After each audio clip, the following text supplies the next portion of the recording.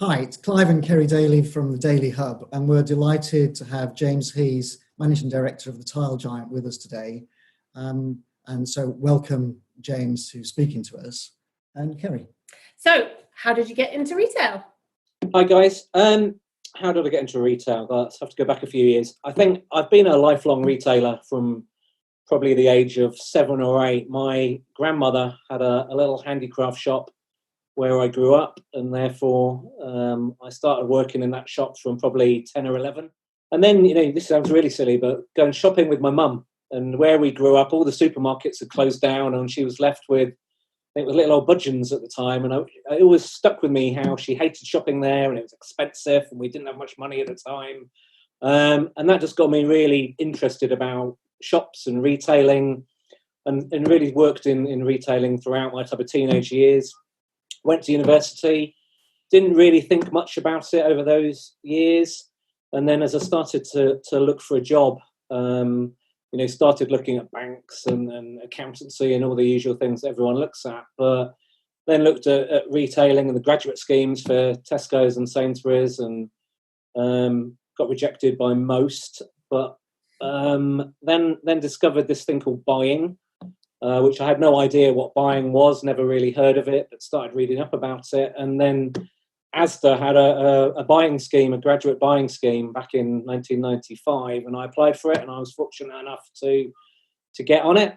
And then really, worked my way up effectively over 25 years now, which is pretty scary, through various buying roles across Tesco's, Asda, and then a long time into Argos, moved to Hong Kong and looked after the sourcing office and worked with Clive back in those days. And then came back to England, and again Argos and Homebase, and then into Wix and the Travis Perkins Group, and type of ended up where I am now, really. So, 25 years, lifelong retailer, and I love it. One is I'm probably unusual as a bloke that I like and I love shopping. And I'm way worse than my wife when it comes to shopping.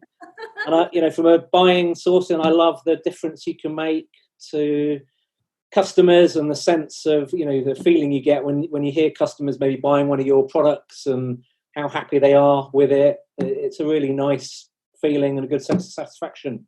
And that's sort of got me out of bed every morning for the last 25 years, really. And we can definitely empathise with that. I mean, you love shopping, so it's great when we go shopping. I take Clive shopping. He's just as excited about women's clothes shopping as I am. No, I absolutely love shopping. It doesn't matter what it's for. Yeah. And I think part of it is growing up in a real, I guess, female environment. In that, I've got twin sisters, and then my wife's got 2 sisters. And I think it just makes you, I think, very aware of particularly, I like female fashion. I find that interesting as well, and women's fashion. And so I think it really, it gets that passion going and really interesting. Yeah. And you're absolutely right. So my probably the same 25 odd years in retail, it does make us the biggest critics in shopping, because I know when I'm going around, I'm always going, why have they done that? Well, I think they could have done that better. And that isn't really passing the 10-second test. There's no, and my poor son, he hates it now, because there's no popping in and out of shops. It's always a long and laboured affair. And if I'm really sad, I still have to go back and look at the jam fixture in Asda, which was my very first buying responsibility. And I love to look along and oh God, that's still there from when I did it 25 years ago, which is fantastic. But you can still see a few of those products still there today. I love it. And still selling well. And as you say, James, our paths have interacted on a number of occasions over the last 10, 15 years. So bring us down to right now. Obviously, we've been going through a treacherous time, really difficult in business.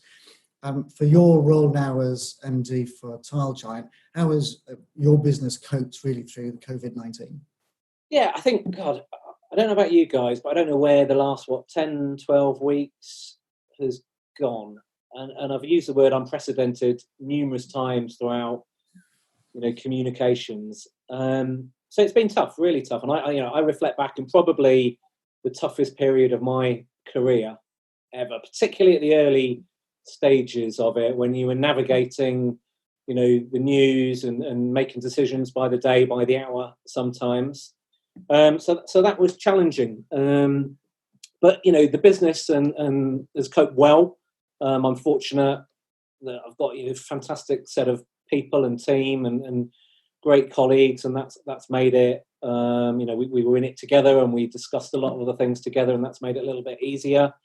And I think, without sounding like a corporate advert for TP, Travis Perkins, the moral compass of the group has been fantastic, because throughout the whole period, it's always been about doing the right thing for our colleagues, and the safety and the well-being and the health of our colleagues and our customers. And because of that, easy might be the wrong word, but it's been relatively straightforward to make the right decisions, because I've never had to weigh up sales and profit versus health and well-being. It's always been a very easy decision, and it's about doing the right thing for our colleagues and our customers. And because of that, actually, we've navigated it, I think, incredibly well. When the Prime Minister announced the lockdown, we closed the stores, and we were closed down on, what was it? That was a Tuesday, the 24th of March, I think it was, that all the stores closed down. We reopened the stores the following day for 2 or 3 days, just to allow our traders to come back in and finish urgent jobs, because we had customers, and I had customers emailing me saying, we haven't got a functioning bathroom, help. So that was important for us to do that. But then we closed the stores on that Friday of that week. So I think that was around the 26th, 27th of March. And we could have stayed open. We were classed as an essential retailer, as home and hardware, but we took the decision to close, and we became an online home delivery business for a period of weeks. And then we steadily reopened the business, and it was bit by bit, step by step, 2 or 3 stores for the trade only, no customers in to the shops. And then we took that to 10 stores, again, no customers into the shops at all. And then, every week we've evolved that effectively, but taking it very, very slowly to make sure that our colleagues, again, health and safety and well-being is at the centre of everything that we do, and that they feel comfortable working in this environment, and the new normal that everyone is calling it. And where we are today is the vast majority of our stores are open now. We're welcoming customers and traders back into our stores. We've put acrylic screens into the stores, as most people have done, supplied our colleagues with the relevant sanitizer and gloves and everything else, cordoned off the store in terms of 2-meter blocks, and obviously limiting the number of customers into our stores as well. So it's been okay, and we've coped, and it's just to say, taking it step by step, but it's been tough. I won't pretend it hasn't. And you would say, always trying to make the right decision at the right pace in the business. And I love that element you talk about, the moral compass. So it's sometimes seen as a corporate thing where you have your values, but it should be part of what you do on a daily basis. I totally agree, and I think genuinely, and again, I make that caveat that this is not a Travis Perkins corporate video today, but one of the Travis Perkins values is about upholding family values, and genuinely that has steered us through and steered me through this crisis of what's it's unprecedented for all of us. But as I say, it's made decision making relatively straightforward, because you always come back to what's the right thing by our colleagues, and as long as we do that, we will make the right decisions. Mm-hmm. But you seem to be doing such a lot of different things now. Do you think those things are going to stay, or? Yes, and I think there'll be a number of things through obviously working at home and again the new normal that everyone's saying, and technology is a great enabler, and often you travel hours for a meeting, and you have an hour's meeting and then 2 hours back. Actually, we can have a 10 or 15 minute conversation and be incredibly productive. Everyone's feeding back that working at home is good, and again, it can be incredibly productive. It's allowed us, I think, to probably be a more agile business and take some quicker decisions, maybe try some things that we may have taken a few months to decide about, and actually we've been in an environment of, well, actually we can do this, and let's get on with it. So I think there are a number of initiatives across the business that will stick and go forward, that we'll carry on with, and even things like questioning, will we bring cash back or not? At the moment, we are cashless. Now, look, cash is still an important part of the business, but I'm not sure we would have asked that question quite in the same way 6 months ago. But I can't remember the last time I used cash. So we're all, getting used to that. And certainly we're the same, but we've also got to get used to filling the car with petrol, because that's going to be a novelty. I'm sort of doing 10 weeks to the gallon at the moment, but I'm sure that's not going to stay. No. One of the key things for us and me in particular has been getting out to stores and spending time with colleagues, because I think one of the downsides or dangers, I guess, from working at home, but no different to working in a support centre environment, is that it's quite easy to become siloed, and it's really important, I think, for our colleagues on the front line to see their leaders and for you to have that visibility. So I've been very conscious to do that even more than I used to do, just to get out and visit as many branches as I can on a weekly basis, because as I say, I think you could fall into a trap of just staying cocooned in your office at home effectively, and that's clearly not a place to be. Yeah, no, good. Communication obviously now has been more important than it's ever been. Well, maybe not more important, but we've realised it's more important now than ever.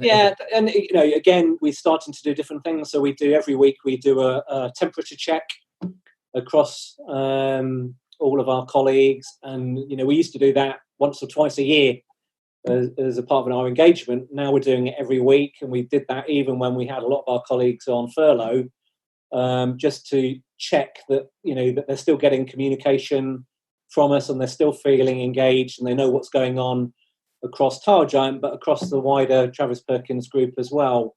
And they can give us a mark out of 5 of how engaged they're feeling. And again, we've generally scored very well on these measures, because we've been doing a weekly newsletter, and we've been sharing where people have had births and celebrating charity work and not just work related things. So again, that's gone down incredibly well, and that will be something we take forward forevermore, to be honest, because as I say, our colleagues have loved it.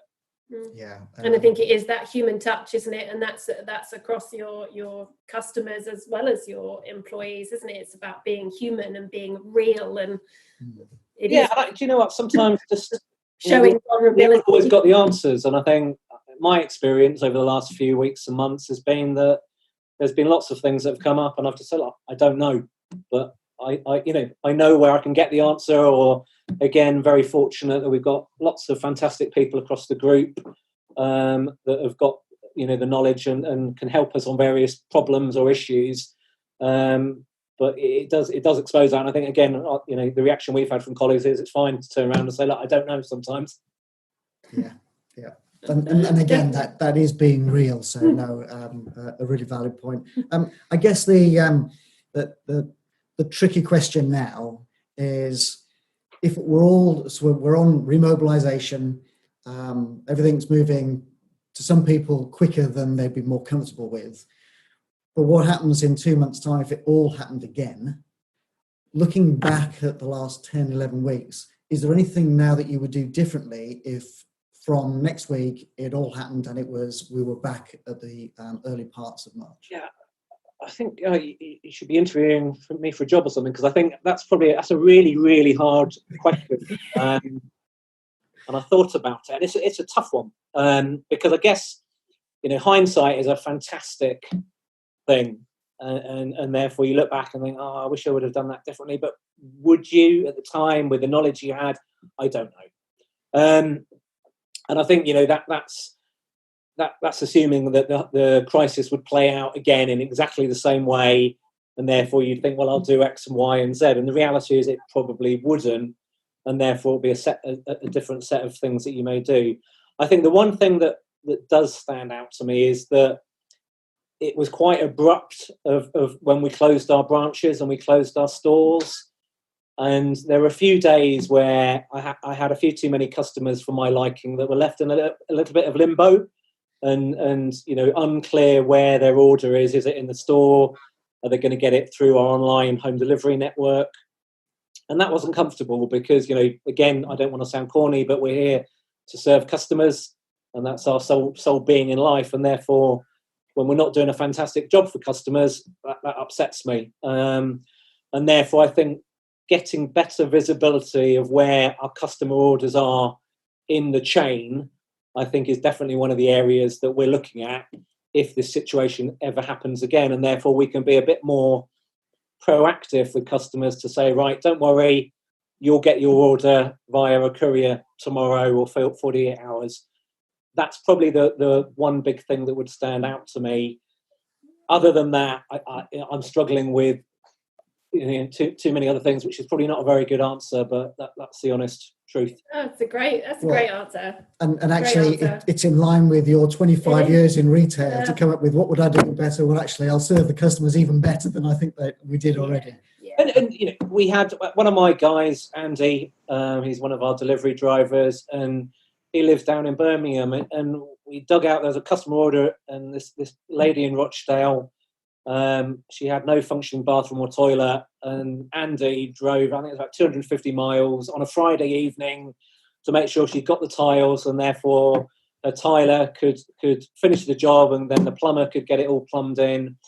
And you feel so happy when you can do things like that, but it genuinely upsets you when you think you're causing customers type of pain from hindering them doing their projects in the home. So I think anything we can do to do a better job on that, we will definitely take the learnings from.